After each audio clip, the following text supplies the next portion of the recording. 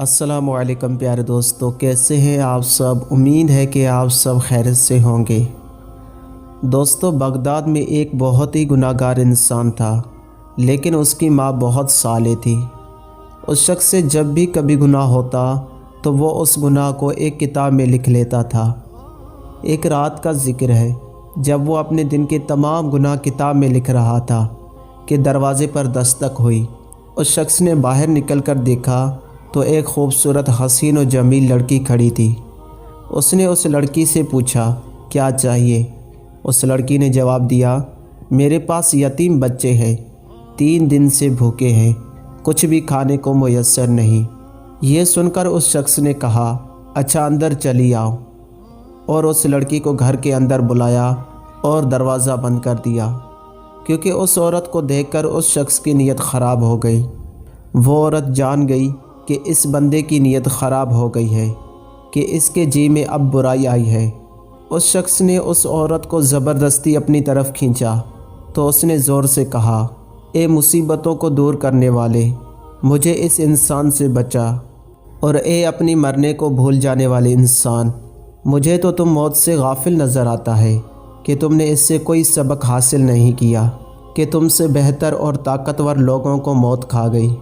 उनको भी इस दुनिया से सवाई थोड़ी सी रोज़ी और कपड़े के कुछ भी ना नसीब हुआ, और जो मंजिलें और बड़े बड़े घर उन्होंने आबाद किए वो भी खाली रह गए, और तुम ख़ुद भी कल या अगले रोज़ तन तनहा कब्रिस्तान में जागज़ीन होकर उनकी हमसायगी में चला जाएगा। ए मेरे पाक परवरदिगार, मेरी फ़रियाद को सुन और इस इंसान से मुझे बचा। उस शख्स ने जब ये फ़रियाद सुनी तो बहुत रोया और उस औरत को छोड़ दिया।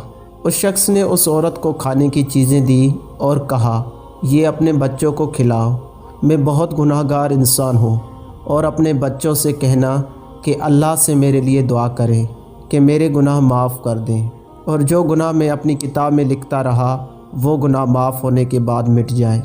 उस औरत ने जाते हुए उस शख्स को बहुत दुआएं दी।